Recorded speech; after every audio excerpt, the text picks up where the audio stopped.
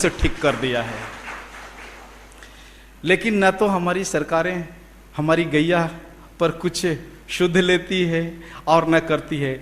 यानी घर के लोग, घर की गैया कुछ भी कर दे उसका कोई महत्व नहीं, लेकिन एक विदेशी अगर एक तिनका भी खड़ा कर दे तो दुनिया में उसका बहुत बड़ा कंट्रीब्यूशन माना जाता है। और ये ऐसे हमारे गव्य सिद्धरों ने यह काम करके दिखाया है जो किसी दूसरे क्षेत्र के थे। हमारे यहाँ जो गुरुकुल में और जितने भी गुरुकुल विस्तार हैं, इसमें भिन्न भिन्न क्षेत्रों के लोग पढ़ाई पढ़ने आते हैं। इंजीनियरिंग क्षेत्र के लोग आते हैं, आईटी सेक्टर के क्षेत्र के लोग आते हैं, शेयर मार्केट लोग छोड़ करके आते हैं। जिन लोगों को लगता है कि उनका पुराना क्षेत्र डूब रहा है, तब वे गाय की शरण में आ जाते हैं। तो हमारे यहाँ तो चिकित्सा विज्ञान पढ़ करके आने वाले लोग केवल 2% होते हैं।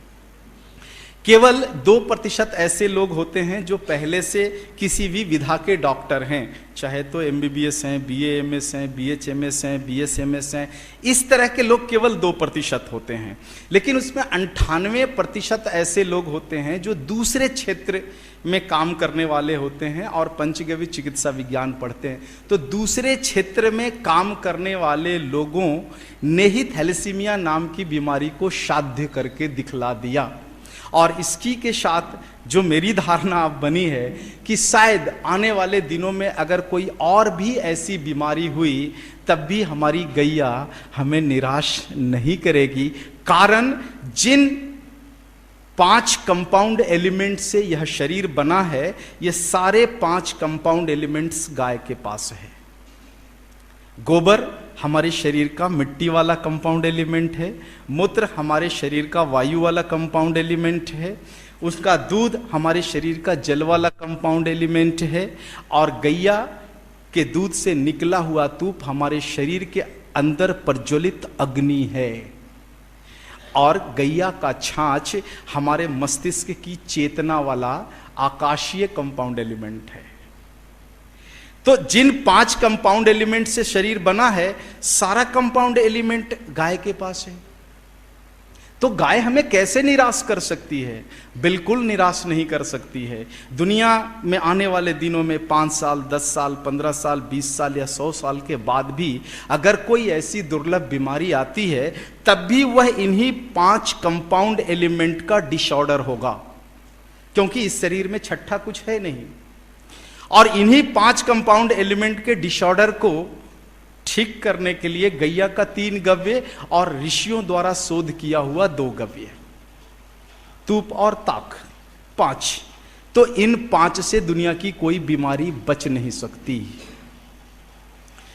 यह प्रकृति के द्वारा दिया गया अद्भुत अमृत है हमारे जीवन के लिए, भारतवासियों के लिए। और हम भारतवासी देखो, समझें या ना समझें, जिन देशों को हम कहते हैं कि बड़े जागरूक हैं, विकसित हैं, उन देशों ने हमारी गैया को बसाने का काम अपने राष्ट्रों में शुरू कर दिया है।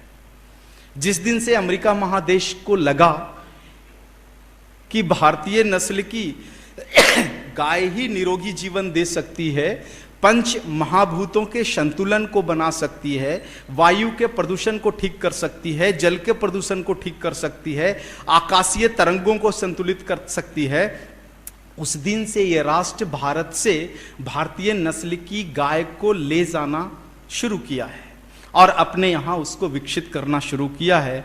आप सबको ये माहिती होगी कि भारत में आज जितनी गीर गाय है, इससे ज़्यादा तो अमेरिका महादेश में गीर गाय ज़्यादा है। आखिर अमेरिका महादेश को कौन सी ऐसी जरूरत पड़ी जो भारतीय नस्ल की गाय पर उन्होंने काम करना शुरू किया? वो इसीलिए कि जो विज्ञान है गाय का, अद्भुत जो विज्ञान है, अमृत देने वाला जो गाय का विज्ञान है, इस विज्ञान को अमेरिका जैसे महादेशों ने आज से 30 साल पहले समझ लिया था। यूरोप के बहुत सारे देशों ने आज से 30 साल पहले इस विषय को समझा था कि गैया का जो तूप है, इस तूप को अगर 10 ग्राम इस तूप को अगर अग्नि में समर्पित कर दो तो उसमें 1000 किलो ऑक्सीजन कन्वर्शन होता है। इसको आज नहीं, 30 साल पहले रूस के वैज्ञानिकों ने करके देख लिया। अभी हमने अपने परिवेश में इस पर जो करके देखा प्रयोग, जो गणित निकाला, तब तो मुझे अद्भुत लगा कि ऐसा नहीं है, बल्कि हमारी गैया का 10 ग्राम तूप अगर अग्नि को समर्पित हो जाए तब 1600 किलो ऑक्सीजन का कन्वर्शन होता है। यह 1600 किलो ऑक्सीजन अगर आपके घर में प्रतिदिन बनता हो, मान लो कि आप अपने घर में 1 चम्मच घी यानी 10 मिलीग्राम घी अगर दीपक के माध्यम से प्रतिदिन अपने घर में जलाते हों और उस ज्योत से अगर 1600 किलो ऑक्सीजन का कन्वर्शन अगर आपके घर में हो रहा है और उस घर में आप शाम 5 बजे से लेकर सुबह 8 बजे तक हो, यानी अपने जीवन के 24 घंटे में 16 घंटे आप इतना ज़्यादा हाई डेंसिटी ऑक्सीजन एनवायरनमेंट में अगर आप अपना जीवन बिता रहे हो, तो बाहर निकलने के बाद भले ही ऑक्सीजन की कमी हो, आपके शरीर में कोई हानि नहीं हो सकती है। इतना अद्भुत और इतना अद्भुत गाय का तूप, इसको यूरोप के वैज्ञानिकों ने, अमेरिका महादेश के वैज्ञानिकों ने 30 साल पहले समझा। समझने के बाद उनको भारतीय गाय को बचाने के लिए वातावरण तैयार करने में 20 साल लग गए, और तब जाकर के वहां की सरकारों में समझ बनी कि चाहे भारत की ही गाय हो, वायु तो जीने के लिए चाहिए, जल तो जीने के लिए चाहिए, मिट्टी तो जीने के लिए चाहिए। जो कुछ भी हमने सेकेंड वर्ल्ड वार के बाद जहर परोसा है धरती के ऊपर, यह धरती के ऊपर जो यूरिया, डीएपी और सुपर फास्फेट का जो युग है, वह सेकेंड वर्ल्ड वार के बाद का है। सेकेंड वर्ल्ड वार में जो बहुत सारा रासायन बच गया था युद्ध करने के बाद से, उसी रासायन को मार्केटिंग देने के लिए, बेचने के लिए रासायनिक कृषि का जो प्रोपेगेंडा हमारी सरकारों ने और विदेश की सरकारों ने किया था, तो सेकेंड वर्ल्ड वार की जो मार है वो आज हम झेल रहे हैं। और उससे अगर निकलना है चाहे भारत राष्ट्र को, यूरोप राष्ट्र को या अमेरिकन राष्ट्र को, तो एक ही रास्ता बचता है कि इस गाय का संवर्धन होना चाहिए, इस गाय का फिर से जो है पुनः विकास होना चाहिए, भारत के हर घरों में होना चाहिए, हर व्यक्ति के लिए होना चाहिए। और जब ऐसा कुछ हो जाएगा तभी जाकर के हम सभी भारतवासी जो हैं पूरी तरह से निरोगी जीवन जी सकेंगे। अब इसमें चाहे मिट्टी भले ही प्रदूषण युक्त हो, जल चाहे भले ही प्रदूषण युक्त हो, या अनाज चाहे विष युक्त हो, अगर हमने अपने जीवन में प्रतिदिन 5 गव्य का सेवन कर लिया तो सारा दुष्परिणाम मल मूत्र के माध्यम से बाहर निकलता है। ये जो चीज़ें हैं अभी हाल ही में किए गए कुछ रासायनिक विश्लेषण से मिला है। तो यह जो माहिती थी इसको मैं यहीं पर विराम दूंगा, और अब थोड़ी सी बात आपको मैं बीमारियों के बारे में आपसे करना चाहूँगा, अगर आपके पास समय हो तो। अगर आपकी इजाज़त हो तो मैं कुछ बीमारियों पर मैं चर्चा करूं।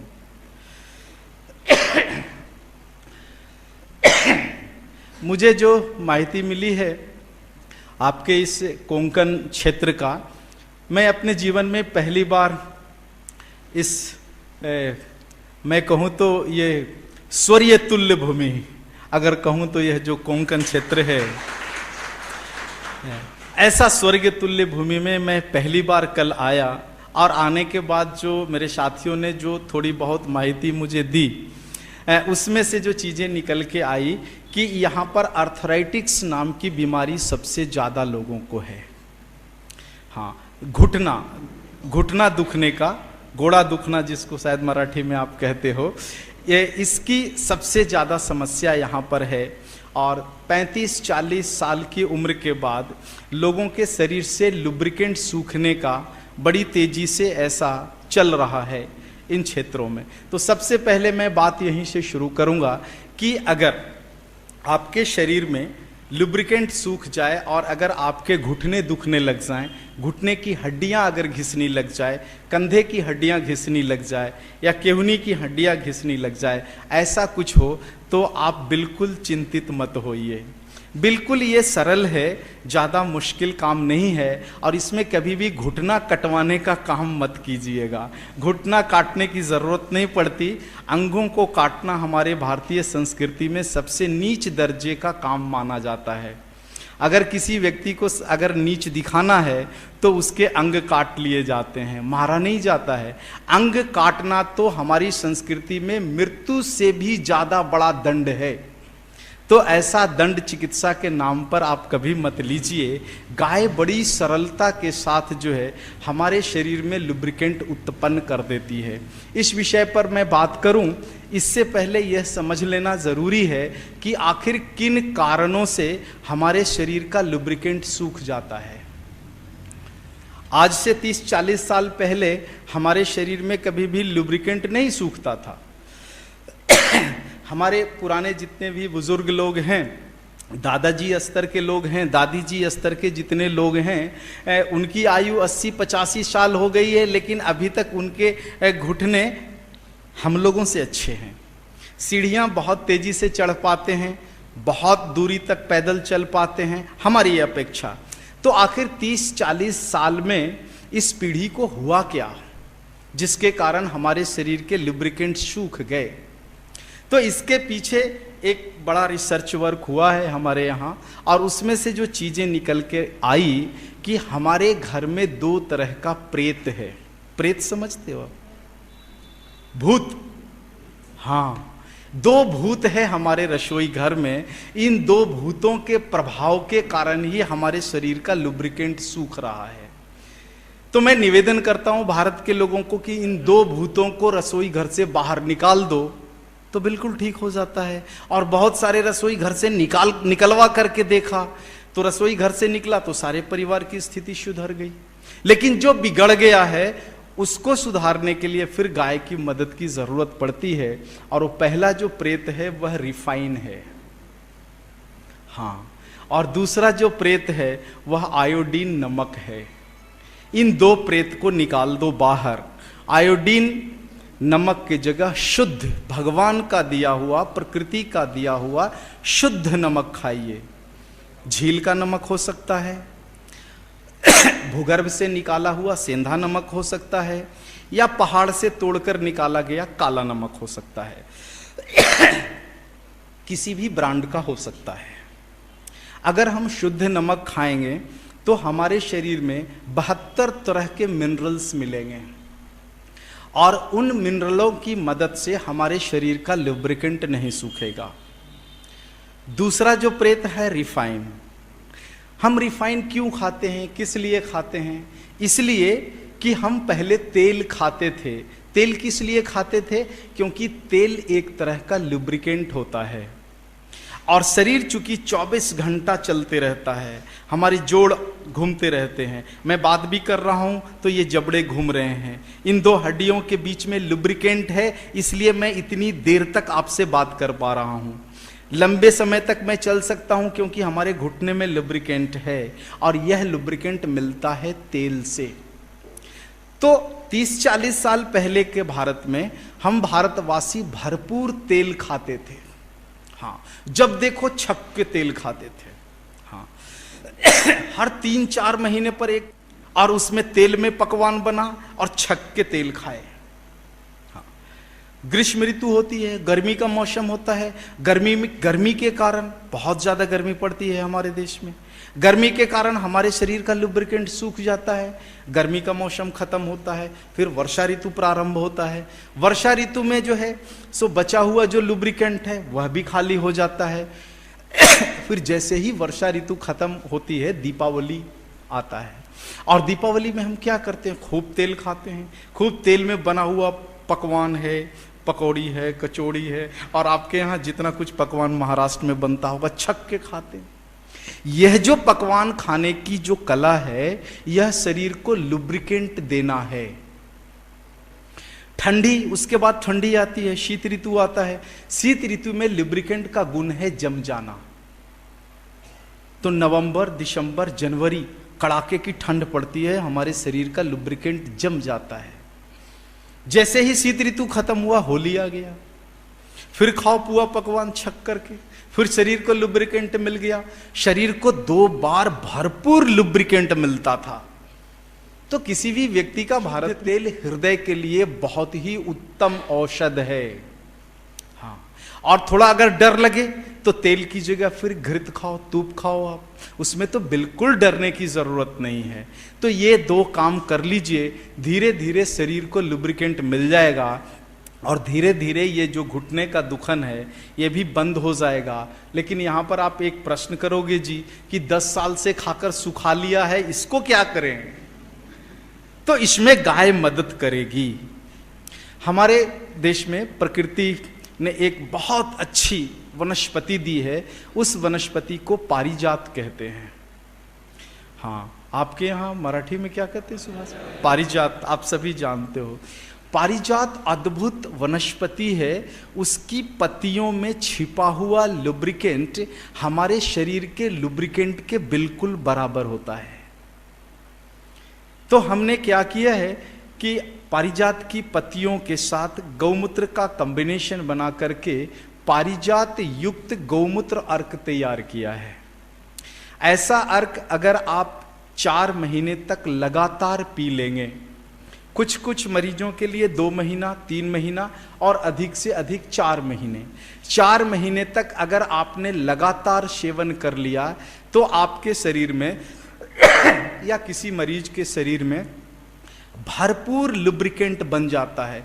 इतना ज्यादा लुब्रिकेंट बन जाता है कि जो 2 हड्डियां घिस गई थी और घिसन के कारण जो दर्द था, इसके बीच में लुब्रिकेंट की एक परत आ जाती है और घिसावट के कारण आने वाला दर्द 80 से 90% तक अनुभव नहीं होता। और पिछले लगभग 7-8 साल पहले जिन लोगों के घुटने बैठ गए थे उन लोगों को पारिजात मिला हुआ गौमूत्र अर्क दिया है, अभी तक रीअकरेंस नहीं हुआ है। इसमें कोई लंबा इतिहास तो नहीं है कि जिंदगी में दोबारा कभी नहीं होगा, लेकिन लगभग 8 साल का हमारे पास है रिकॉर्ड्स कि 8 साल पहले जिन मरीजों की चिकित्सा हमने इस विधा से की है, वैसे मरीज को दोबारा घुटने का दर्द शुरू नहीं हुआ है। शायद यह और लंबे समय तक चलेगा। कितने लंबे समय तक चलेगा यह तो आने वाला समय बताएगा। अब आप इसमें से अगर एक सवाल करोगे कि जी यह औषध मिलेगी कहाँ, तो मैं तो यह कहता हूँ कि अगर आपके पास आपके कोंकण के प्रजाति की गाय है, गाय अगर है, यहाँ की कौन सी गाय है? मलेनाड गिड्डा, कोंकण गिड्डा। तो जो कोंकण गिड्डा है आपके यहाँ की, ऐसी गाय अगर आपके पास है तो उसका मूत्र लीजिए और उसके मूत्र को लेकर हारश्रृंगार के, ये माफ करना, पारिजात के पत्ते के रस को निचोड़कर इसमें डाल दीजिए, थोड़ी देर तक उबालिए और उससे जो काढ़ा बनता है, इस काढ़ा का सेवन करो आप। किसी भी वैद्य की ज़रूरत नहीं है। चूंकि अभी बहुत कम गव्य सिद्धर हैं, पूरे भारत में अभी तक हमने 500 गव्य सिद्धर तैयार किए हैं और 127 करोड़ जनसंख्या में ये बिल्कुल राई के दाने से भी कम हैं। तो चूंकि सभी लोगों को उपलब्ध नहीं हो पाएगा, इसके लिए मैंने सीधा ये फार्मूला आपको बताया है। अगर आपके पास गाय भी नहीं है तब भी एक उपाय है। आप शाम के समय में, सूरज ढलते समय में पारिजात के पौधे के पास जाइए और उसकी 5 बड़ी पत्तियां तोड़कर लाइए। घर में शाम में पीसकर उसकी चटनी बनाइए। उस चटनी को 4 गिलास पानी में डालिए, धीमी आंच पर उबालिए। जब यह पानी कम होकर 1 गिलास बच जाए तब 1 गिलास में छानकर इस पानी को भरिए और फ्रिज के ऊपर रख दीजिए। अंदर नहीं रखना, फ्रिज के ऊपर रख दो। और सुबह जब आपका पेट खाली हो जाए तो दांत साफ करने से पहले इस पानी को घूट घूट करके पी लीजिए। कितने दिन तक पियोगे? 40 दिन तक पी लीजिए। आपके शरीर में पर्याप्त लुब्रिकेंट बन जाएगा। आपको किसी भी वैद्य के पास जाने की ज़रूरत नहीं है। लेकिन इसमें एक खामी है। खामी यह है कि इस तरह से बना हुआ लुब्रिकेंट 1 साल से ज़्यादा शरीर में काम नहीं करता। लेकिन इसी पारिजात की पत्तियों को अगर गौमूत्र के साथ कॉम्बिनेशन करके औषध तैयार किया जाए तो अभी तक का जो रिकॉर्ड्स है वो बताता है कि 8 साल हो गए, अभी तक रीअकरेंस उनको नहीं हुआ है। तो आर्थराइटिस की बीमारी से लड़ने के लिए ये सरल उपाय है, आप उस उपाय को कर सकते हैं। इसके आगे और मैं किन बीमारियों पर बात करूं, आप बताओ जी। नहीं, आपकी सवाल का उत्तर संवाद के बाद जितने भी प्रश्न होंगे सारे प्रश्नों के उत्तर देने की मैं कोशिश करूंगा। अभी मैं चाहता हूं कि कम से कम 3 बीमारियों पर आपसे बात करूं, जिसमें एक अर्थराइटिक्स है, दूसरी और बीमारी बताओ आप जी। हाँ, डायबिटीज तो पूरी दुनिया में छाया हुआ प्रेत है और हमारे भारत में डायबिटीज के 11.5 करोड़ मरीज हैं, ये सरकार कहती है, लेकिन वास्तविकता कुछ और है, मरीज ज़्यादा हैं। तो ये मधुमेह नाम की जो बीमारी है या डायबिटीज नाम की बीमारी है, ये आती कैसे है? हाँ, पहले इस बात को समझ लें हम। अभी तक मैं भी यह कहते आया हूँ कि डायबिटीज नाम की बीमारी इसलिए होता है क्योंकि हम बहुत ज़्यादा चीनी खाते हैं, बहुत ज़्यादा पॉलिश किया हुआ अनाज खाते हैं, बहुत तेल की जगह रिफाइन खाते हैं, नमक की जगह आयोडीन खाते हैं, गुड़ की जगह चीनी खाते हैं। ये सारी चीज़ें अपनी एक जगह पर है।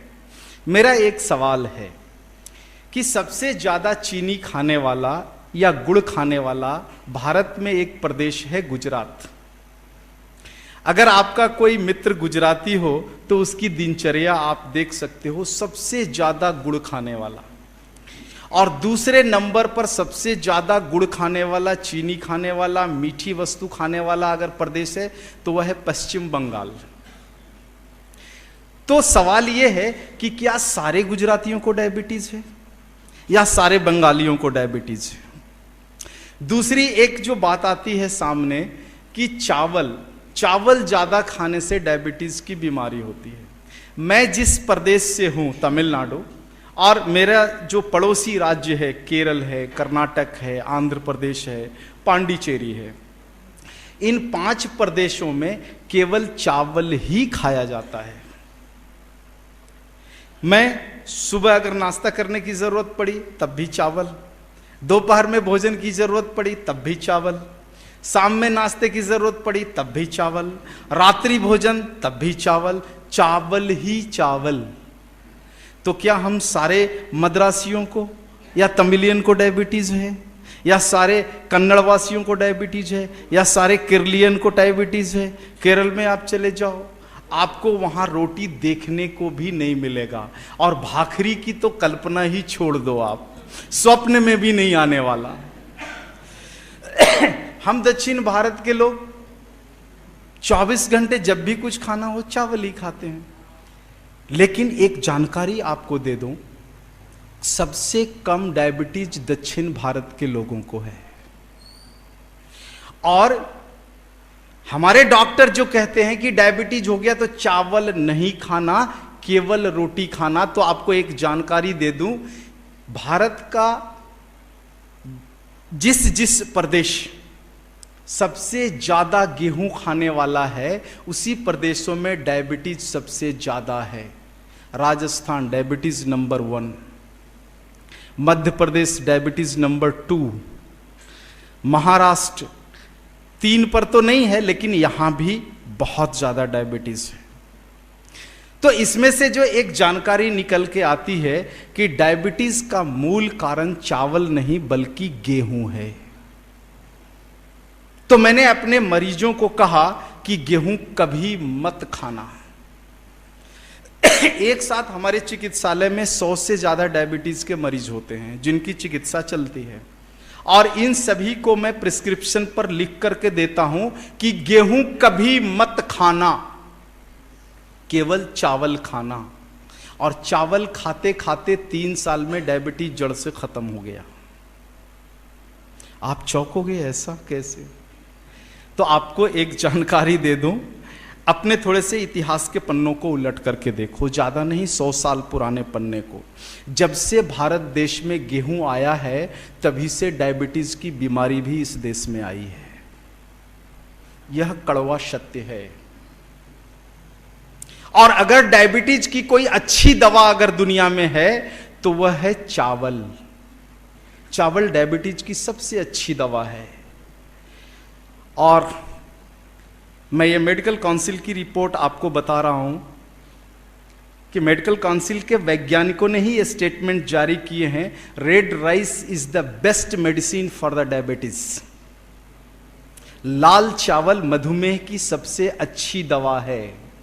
लाल चावल का तात्पर्य क्या है? चावल का लाल होना या उजला होना विषय नहीं है। लाल चावल जो स्टेटमेंट है उसके पीछे का जो सत्य है वो ये है कि चावल बिना पॉलिश किया हुआ होना चाहिए। चावल का जो ऊपरी परत है, इस परत में शिव तत्व होता है। हाँ, जो बिग बैंग थ्योरी जो आपको बताया कि हाइड्रोजन के एटम्स, प्रोटॉन्स जब 3 खंडों में टूटे तो उसमें से 3 चीजें निकली, एक शिव पार्टिकल्स, एक विष्णु पार्टिकल्स और एक ब्रह्म पार्टिकल्स। ये 3 पार्टिकल से ही ये पूरा शरीर चलता है। तो उसमें से जो चावल का जो ऊपरी लेयर है, उस लेयर में शिव तत्व है। और हम सभी भगवान शिव को जानते हैं कि शिव एलिमेंट्स जो है वो हमारे शरीर की सुरक्षा प्रदान करने वाला तत्व है। तो अगर चावल के ऊपरी लेयर को घिस कर निकाल दो आप, तो सुरक्षा चक्र तो खत्म हो गया। फिर ऐसा चावल खाएंगे तो मधुमेह तो होगा ही, हमारे शरीर के अंदर के इंसुलिन का जो संतुलन है वो बिगड़ेगा ही। लेकिन चावल को अगर हम संपूर्ण रूप में खाएं तो यही चावल जो है हमारे शरीर के अंदर के इंसुलिन के संतुलन को बनाने का काम करता है। तो हमारे पास खाने के लिए अगर गेहूं बंद करें तो क्या है? बाजरी है, जवारी है, रागी है, क्या नहीं है इस देश में, जौ है, मक्का है। एक गेहूं को छोड़ो 5 विकल्प निकल करके आएगा। और हमने ये सारे मरीजों पर ये इसका एप्लीकेशन करके देखा। सारे हमारे यहाँ के सारे मरीजों को मैं सबसे पहले गेहूं बंद कराता हूँ। और अगर उनका रोटी खाने का मन है तो कहता हूँ जवारी का रोटी खाओ, बाजरी का रोटी खाओ, रागी का रोटी खाओ, मकई का रोटी खाओ, जौ की रोटी खाओ। और कभी भी इन सबको मिला के मत खाओ। एक और संशय है बाजार में मिलाकर खाने की, तो इससे बचो। आज जवारी की रोटी खा लो, कल बाजरी की खा लो, परसों मकई की खा लो, फिर इसके बाद रागी का खा लो। एक एक करके खाइए, बदल बदल करके खाइए। और कम से कम एक बार बिना पॉलिश किया हुआ चावल जरूर खाइए। अगर ऐसा आपने किया और अपने भोजन को अगर शुद्ध काली मिट्टी के बर्तन में अगर आपने पकाया, और ऐसा अगर 3 से 4 साल तक आप अपने जीवन में अगर आपने कर लिया, तो इस मधुमेह नाम के प्रेत को भगाने के लिए कोई मेडिसिन की जरूरत नहीं है, किसी भी मेडिसिन की जरूरत नहीं है। लेकिन अब काली मिट्टी, प्रदूषण वाली मिट्टी मिलती है, अच्छी मिट्टी नहीं मिलती जिससे कि आप बर्तन बना सको। तो गाय है जो मिट्टी का कन्वर्शन करके गोबर के रूप में देती है। और हमारे देश में एक वनस्पति है, बहुत ही अद्भुत वनस्पति है, उसका नाम है सप्तरंगी। यह जो सप्तरंगी वनस्पति है, इसका अगर गौमूत्र के साथ कॉम्बिनेशन कर करके और अर्क बना दिया जाए, और ऐसा अर्क अगर कोई भी डायबिटीज का मरीज 3 साल तक लगातार वैद्य की सलाह के अनुसार से अगर सेवन करता रहे, तो जड़ मूल से यह मधुमेह खत्म हो जाता है। बहुत सारे मरीजों का जड़ मूल से मधुमेह खत्म हो गया, अब उनको कोई भी औषधि नहीं चलती है।